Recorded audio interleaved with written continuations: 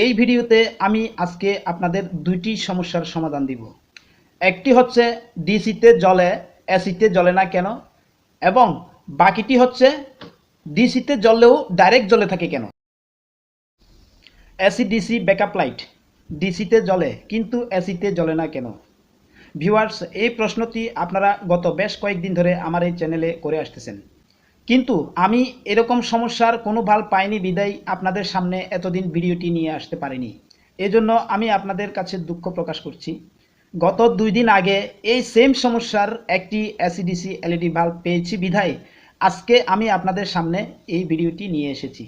মূল ভিডিওটি শুরু করার আগে আরেকটি কথা শুনুন। এই ভিডিওতে আমি আজকে আপনাদের দুইটি সমস্যার সমাধান দিব।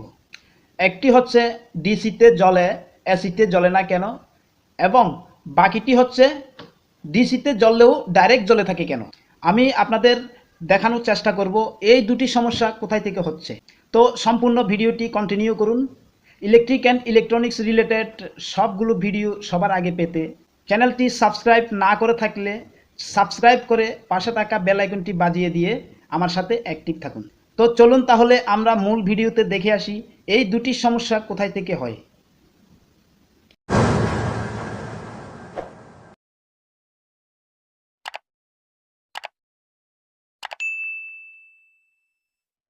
ভিউয়ার্স, এটি হচ্ছে এসিডিসি বাল্ব। এই বাল্বটি মূলত এসিতে জ্বলে না কিন্তু ডিসিতে জ্বলে। তো আমি কাজের সুবিধার্থে এই বাল্বটি খুলে রেখেছি। এখানে দেখুন, এটি হচ্ছে এই এলইডি বাল্বটির ব্যাটারি। এখন এই ব্যাটারিটি কিন্তু অনেক দিন বসে থাকাতে নষ্ট হয়ে গেছে। তো আমি পূর্বে এটি চেক করে নিয়েছি। তো আপনারাও একবার দেখুন। এই যে আমি আপনাকে মিটারে ভোল্টটি মেপে দেখাচ্ছি। তো আমি মিটারকে ভোল্টে রেখেই পজিটিভ এবং নেগেটিভে মিটারটি ধরেছি। দেখুন, এখানে 1.2 মিলি ভোল্ট আসতেছে, অর্থাৎ 1 ভোল্টও আসতেছে না। তো এটি মূলত নষ্ট হয়ে গেছে। তা আমি এটি পরবর্তীতে দেখব এটা আসলে কিভাবে কি করা যায়। তো আমি এখন এই সার্কিটটি আপনাদের যে ডিসিতে জ্বলে সেটি দেখানোর জন্য আমি একটি চার্জার নিয়েছি। এই চার্জারের সাহায্যে আমি সার্কিটটিতে লাইন দিয়ে আপনাদের দেখাবো এটি ডিসিতে জ্বলতেছে কিন্তু এসিতে জ্বলতেছে না। এই যে এখানে জ্যাকটি দেখছেন, এই জায়গার পিছনে কিন্তু আমি চার্জারের নেগেটিভ এবং পজিটিভ সোল্ডারিং করে দিব। তো আমি সোল্ডারিংটি করে নিচ্ছি। দেখুন, আমি সোল্ডারিংটি করে নিয়েছি। এখন আমি এটিতে লাইনটি দিব। লাইনটি দিলে দেখুন আপনারা এই লাইটটি কিভাবে জ্বলে। আমি লাইনটি দিয়েছি। এই যে এখানে দেখুন, আমি যখন এই লাইটটির পেছনে হোল্ডার সাইডের দিকে যখন টাচ করতেছি, এই যে দেখুন লাইটটি ব্যাকআপে জ্বলতেছে। কিন্তু আমি যখন এসিতে জ্বালাতে যাব এই লাইটটি, তখন কিন্তু এসিতে জ্বলে না।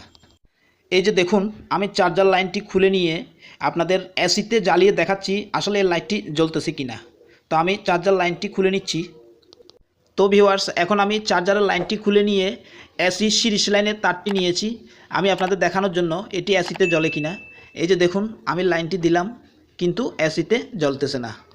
এখন কথা হচ্ছে এটি এসিতে জ্বলতেছে না কেন, কোথায় এই সমস্যাটি হয় সেটি আজকে আমি আপনাদের এখানে দেখাবো। আপনার এসিডিসি বাল্বটি যদি এই ধরনের সমস্যা হয়ে থাকে, অর্থাৎ এই এলইডিগুলি এসিতে জ্বলে না ডিসিতে জ্বলে, এরকম সমস্যা হয়ে থাকলে প্রথমে আপনারা এই বাল্বটি খুলে নিয়ে আগে এখানে সার্কিটের মধ্যে দেখবেন কোথাও কোনো পার্টস নষ্ট হয়ে গেছে কিনা, কিংবা পুড়ে গেছে কিনা, অথবা কোথাও নষ্ট হয়েছে বলে মনে হচ্ছে কিনা। এরকম দেখে থাকলে আপনারা অবশ্যই পার্টসগুলি চেঞ্জ করে দিবেন। যদি প্রাথমিক পর্যায়ে আপনারা কোনো কিছু নষ্ট না পান, সেক্ষেত্রে আপনারা এই সার্কিটটি একবার চেক করে নেবেন। এখানে দেখুন, এই সার্কিটের মধ্যে এই যে এখানে এটি হচ্ছে এসএমডি ডায়োডের একটি ব্রিজ, অর্থাৎ রেকটিফায়ার ব্রিজ, এবং এখানে একটি দেখুন আইসি রয়েছে। এই যে এই আইসিটি, এটি হচ্ছে এসি আইসি। এর পাশে দেখুন পিএফ এবং কিছু রেজিস্টার রয়েছে, এটিও কিন্তু একটি পিএফ। তো এই যে এই পার্টসগুলি আপনাদের একবার চেক করে নিতে হবে। এখানে আপনারা নিশ্চয়ই জানেন যে একটি এসিডিসি ড্রাইভার সার্কিটের মধ্যে দুটি ফাংশন কাজ করে, একটি হচ্ছে এসি এবং অপরটি হচ্ছে ডিসি ফাংশন। এই যে এখানে দেখুন, এই ডিসি ফাংশনটির জন্য এই একটি ট্রানজিস্টর এখানে ব্যবহার করা হয়েছে। এই ট্রানজিস্টর দিয়ে আবার টাচেরও কাজ করে। তো এখানে আরেকটি আইসি দেখুন, এই আইসিটি দিয়ে কিন্তু এসি ফাংশনের কাজ করানো হয়েছে। এই আইসিটির নাম্বার হচ্ছে HA3022, অর্থাৎ 3022। এখানে আইসির গায়ে কিন্তু লেখা রয়েছে, এটি ছোট লেখা বিধায় আমি দেখাতে পারতেছি না। এছাড়া ডিসি ফাংশনের এই ট্রানজিস্টরটির নাম্বার হচ্ছে H1SHP। এই ট্রানজিস্টর দিয়ে টাচ অর্থাৎ সুইচিংয়ের কাজও করানো হয়েছে। তো মূলত ডিসি ফাংশনটি সম্পূর্ণ আলাদা। তো এখানে ডিসি যেহেতু ভালো আছে, আমি ডিসি এখন ধরবো না, তো আমি এখানে এসিতেই চেক করব। এটি চেক করার জন্য প্রথমে আপনারা কি করবেন, এখানে যেহেতু প্রাথমিক পর্যায়ে আপনারা কিছু বুঝতে পারেন নাই, সেহেতু আপনারা এখানে লাইন দিবেন। এভাবে আপনারা সিরিজ লাইনটি লাগাবেন। সিরিজ লাইন লাগিয়েই কিন্তু আপনাকে চেক করতে হবে।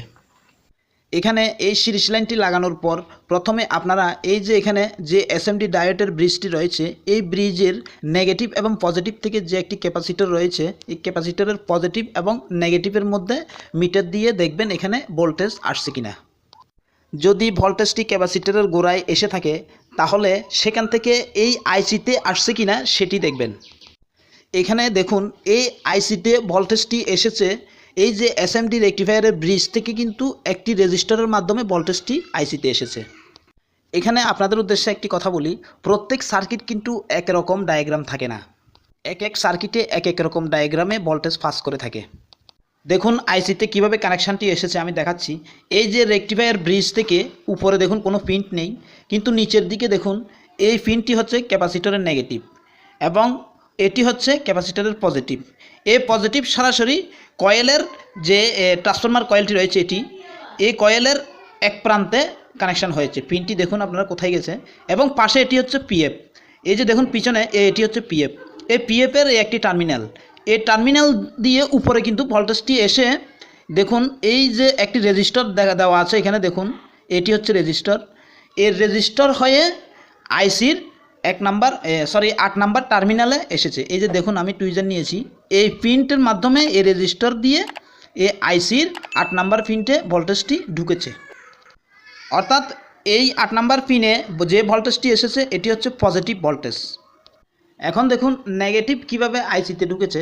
এই যে দেখুন ক্যাপাসিটরের নেগেটিভটি, এই যে এখানে যে ছোট ছোট ছিদ্রগুলি রয়েছে, এই ছিদ্রের মাধ্যমে পিনগুলি উপরের দিকে কানেকশানটি পাস করে দিয়েছে।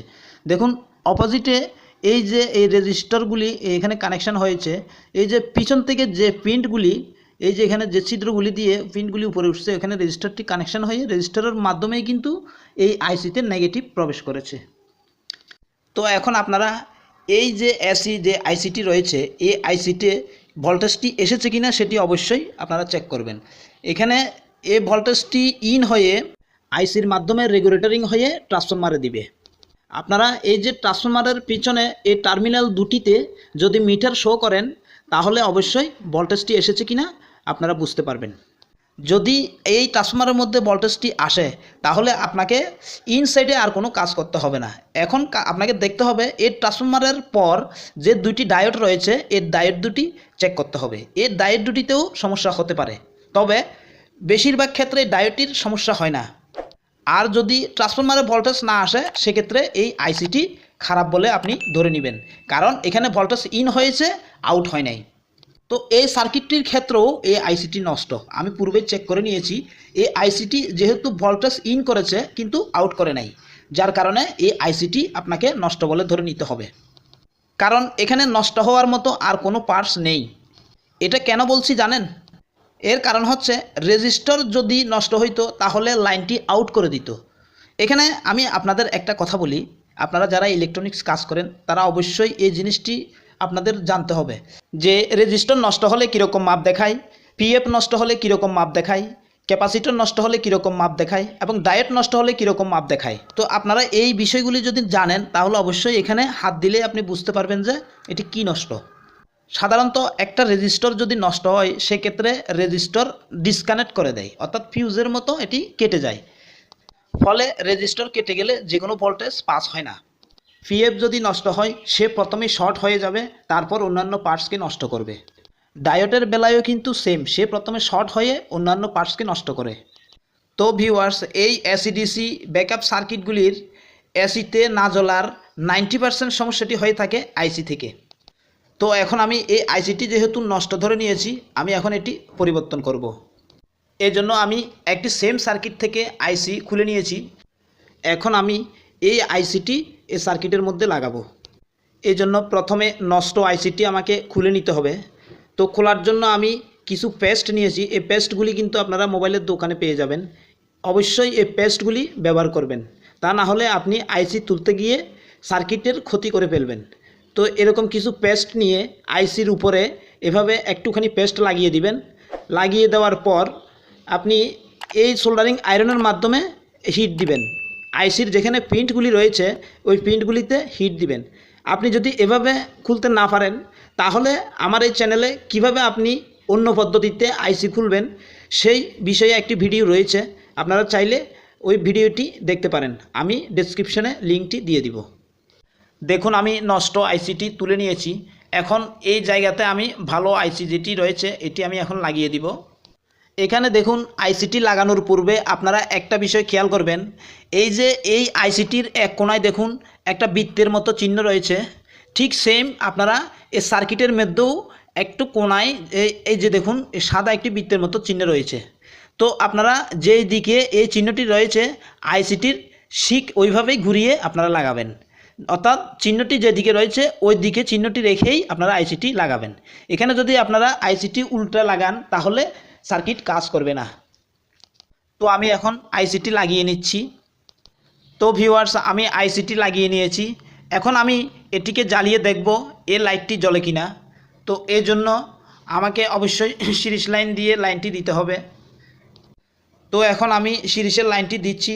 দেখুন ভিউয়ার্স এই লাইটটি পুনরায় এসিতে চালু হয়ে গেছে, অর্থাৎ যে সমস্যাটি ছিল এই আইসির মধ্যেই ছিল। এই আইসিটি পরিবর্তন করে দেওয়ার পর এই লাইটটি কিন্তু খুব সুন্দরভাবে চালু হয়ে গেছে। দেখুন আপনারা আবার আমি লাইনটি দিচ্ছি, এই যে দেখুন খুব সুন্দরভাবে এসিতে আলো দিচ্ছে। এরকম আপনার এসি ডিসি ব্যাকআপ লাইটটি যদি এসিতে না জ্বলে সেক্ষেত্রে আপনি 90% শিওর হতে পারেন আপনার আইসি খারাপ। তো এখন আমি ডিসিতে এই লাইটটি জ্বালিয়ে দেখাচ্ছি। দেখুন আমি মোবাইলের চার্জারটি কানেকশান করেছি, এই যে দেখুন কত সুন্দরভাবে ডিসিতেও জ্বলতেছে, অর্থাৎ এটি এসিতেও জ্বলতেছে এখন ডিসিতেও জ্বলতেছে। তো এখানে আপনাদের উদ্দেশ্যে আরও একটি কথা বলি, আমি যেহেতু পূর্বেই বলেছি ডাইরেক্ট জ্বলে থাকলে এটি কী সমস্যা হতে পারে।